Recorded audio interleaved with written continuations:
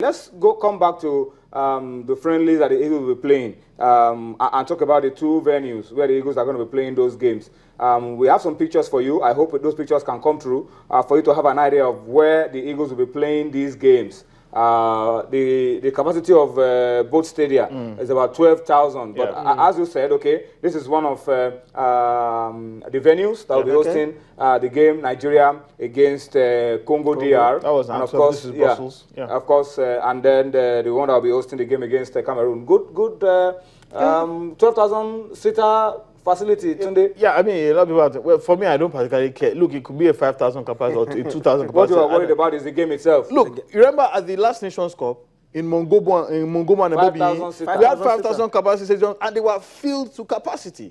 So for me, that was ad hoc. That was ad hoc arrangement. That was makeshift. Plan B. Would you rather have a 5,000 capacity stadium filled to capacity? I'm not worried about or a 50,000 capacity stadium with 5,000 people. I'm not worried about so much about the capacity. I like good atmosphere for football. Exactly. Competitive atmosphere. Remember, there was a time we used to play in Craven Cottage in England and Queen's Park Rangers Stadium, Loftus Road, and those are particularly small stadiums. But the atmosphere you have in a smaller stadium is tighter, more intense, if you can feel it up. So for me, I'm looking forward to it. Hopefully, I can be in Belgium to see this game because I'm expecting to be two particularly very good games as well. So for me, whether or not you play in 10,000, 20,000, 50,000 capacity stadium is irrelevant. What we want to see is the quality of play that the Super Eagles will display, how they go about breaking down their opposition, and whether they have a mastery of the tactics that the coach wants to employ. I don't care if we play in St. Gregory's College school field. I don't care. As long as we understand what it is I want to achieve. Once it is decent enough. Once it's decent enough. You can get good camera coverage. Fantastic. You know, that's it for me. Cosmos, let's move on from the Super Eagles of Nigeria and talk about the Dream Team. They are back from Congo, All Africa Games, and now it's time for us to get ready for the big one. Yeah. The qualifiers for the Olympics, the CAF Under-23 Cup of Nations. That's going to be huge for Nigeria. Very huge for Nigeria, and of course, Samson Siasia actually disclosed. He's been talking about the friendly. Taiwo Awuni, but I don't think it's going to get Kelechi Iheanacho. Well, I wasn't even going to that. They was talking about the fact that there's going to be a friendly against Brazil. Well, I think a friendly against Brazil, yeah. Brazil, they are the hosts, and Brazil are trying as much as possible to prepare for the Olympics. They have never won an Olympic gold. You actually remember that we met them in Atlanta in the semi-finals, and it was a very interesting one. But for me, the problem for me is that we are in a tough group alongside Egypt, Algeria, and Mali, and we're playing Brazil. And I'm wondering why we're playing Brazil. Well, he is the one that understands why we should play Brazil. But I think that's going to be... But there are positives that you pick up from playing Brazil. Yeah, there are positives. Probably wouldn't... Plenty of positives. I mean, you wouldn't probably play a more technically gifted side after you play Brazil. I am not saying that we shouldn't play Brazil. But then, if you look at this competition on your screen, the African Games, where Nigeria actually won Ghana. We actually won just one match against Ghana. You could see that we won the third place as well. Okay, won the top place, but not an outright win. Yeah, but it's a win. A win is a win. And we have a bronze medal. And what I'm trying to say is that you could see them against Ghana. They had flair. They were passing the ball around, and you would think they're Brazil and all that. But then when they met physical teams, very, very physical teams, they fizzled out. And that's the problem I have. Against Brazil, of course, they're going to play where we're going to see the best of football. Brazil will bring their A game. Nigeria will bring their A game. But the problem is that in the qualifiers, we are going to be playing alongside Egypt, Algeria, Mali. Yeah, you could say that Algeria and Egypt are maybe flesh side or something, but then there's an African thing in them against the Mali as well. So I felt that we should play an African opponent to prepare for the competition. I think I want to align with Cosmos. If you remember in 1994, in the Nations Cup, Tunisia hosts spent all their time playing European South American teams. And when they forgot to play an African team for an African competition. That they were hosting. They were hosting. So when they got to the competition proper, from day one, they started losing. They lost their opening match to Mali and they never recovered. They were eliminated from the group phase. So I think I agree with Cosmos. You are playing an African competition against African teams. Yeah. It is wiser. What does Brazil bring to the table? Well, Brazil are preparing for competition. Brazil brings physical football, skill, the flair, skill, flair, something that technique. African teams exactly the same way. I agree, but you know, in jurisprudence, South American teams. In jurisprudence, what's it called? There's precedence. Yeah, precedence is a major determinant for determining cases. And the European teams are very different. Yes. If any African team will be likened to any part of the world, it's South America. I mean, the flair is there. They play the flair game. They play a lot of run. They have a lot of.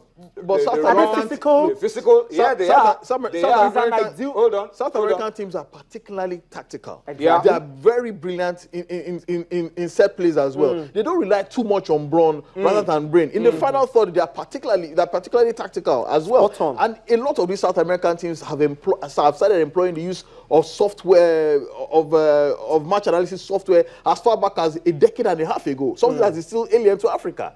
So they are light years ahead of African football, and playing them might be at a disadvantage. We might agree that playing the highest possible opposition would put you in good stead to play anything lesser than that. Yeah. But I still cannot get away from beware the eyes of Tunisia. I think, exactly. Hold on. I think the fact that we're just coming out of the African games gives us a good feel of what physical football is about. Well, and I think, hold on, Cosmos, let me finish. And then I think playing Brazil is just what we need for that tactical awareness. I agree. I think even no matter what you're going for, if a Brazilian national team says you want to play in a friendly, I mean, you jump at it. Yes. Because they give you all kinds of tests. The truth is, I think that's what... I would have prepared we played Brazil if we have qualified. It's not a matter of what we prefer to play. It's that Brazil gives you and what Brazil brings to the table, which I think is fantastic. There are countries queuing to play Brazil. And if we get Brazil on the platter of gold, anytime they play, I'm happy to have them. The truth is,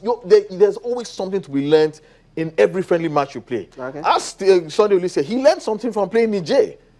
The same way he will learn something from playing DR Congo and learn something from playing Cameroon. And the coach, as talented as Samson Siasia, will definitely learn plenty from playing the likes of Brazil. I'm just hoping that they still remain true to their purpose, which is playing in an African competition. They should look for African competition for them in order to keep them in that frame of mind. Remember that he will not have the complement of foreign-based players in December, so he will depend mainly on domestic players. Another issue is that the Under-23 Championship is not on the FIFA window. Exactly. So getting official games, friendlies, is going to be very, very tough. So if you can eke out one game or two games, I mean, you just jump at it. Anyway, let me read this comment on Twitter coming from Christ Rock at Baba_Tunde 2010. He's talking about the pitch in Belgium being similar to the one Nigeria will be using to play against Egypt. Nigeria has not played Egypt until March 2010. We need to get that very clear. I beg your pardon, not 2010. 2016. It's because of 2010 that is confusing me. We're not playing Egypt until 2016, March 2016. Coach Olise says the next big assignment for him right now is November, when we will play the second round of the World Cup qualifier against the winner of Djibouti and Swaziland. And so essentially, the way we should be thinking is that these friendly games is to help him prepare the team for that game in November. Egypt is still a long way off. The immediate challenge for us now is either Swaziland or Djibouti in November. So all right. Remember France 98 again? Yeah. We were thinking Take it one. We were thinking of Brazil in the quarterfinal. When you are not, we forgot about so, Denmark. And I think Nigerians should really get that to mind, because everybody is talking about Egypt. Egypt is not the next big assignment for us. The next big assignment for us is Djibouti or Swaziland. We agree. World Cup second round. So when we take that one out of the way, then we know the next target, the next enemy to be destroyed will be the Pharaohs of Egypt. So and then we'll muster all the powers that we have. We agree. To take them out. But the fear of Egypt in this group. No. Let's take it one game at a time. Anyway, before the Swaziland Djibouti game, there's also the little issue of the CHAN. Yep. Yeah. Very important. Also very, very important. Very important. So Nigerians, we really need to put this in perspective so that we don't start confusing issues and start talking about Egypt when you have not played Burkina Faso and you have not played either Djibouti or Swaziland. So let's take it one game at a time. That's what Coach Sunday says he wants to do. One game at a time, and then we'll go very, very far. All right. Well, we'll be talking to Emmanuel Amunike tomorrow. All right. We won't be doing that again tonight because they had a very, very busy day. 2 training sessions, and then a friendly game, all right? So we won't be talking to Emmanuel Amunike today. We'll allow him to rest. Tomorrow, it will be on this show to talk to us about the Golden Eaglets and how well they are ready to defend the trophy we won 2 years ago in Dubai. In Dubai? Yeah, in the United Arab Emirates, all right? So we'll talk about that tomorrow. Okay, let me see if I can get a few more comments on you.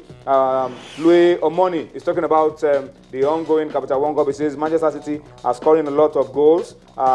He says he's hoping to see Kelechi in the second half, also scoring. Sorry, bad news. Not be playing. Kelechi is not even on the subs bench. He's not going to be playing. He's not even in the stadium. He's not even around that game, all right? So he's not going to be playing. He picked up a knock. We were told, we don't know if it is official. We were told he picked up a knock in training and so wasn't picked at all for the game. And Kale Keme, once again in the news, captain of Wolves against Middlesbrough, and they are down 3 goals the last time we checked. All right, let's go on a quick break now. This time I want to take you to Ilorin to bring you highlights of the Glow Premier League match day 30 between Kwara United and Sunshine Stars of Akure, ending up being the only game where we had an away win on match day 30. Exciting game of football. Sit back, enjoy the highlights, beautiful goals, and then we'll come back, talk about Kwara United, and of course a few issues around our league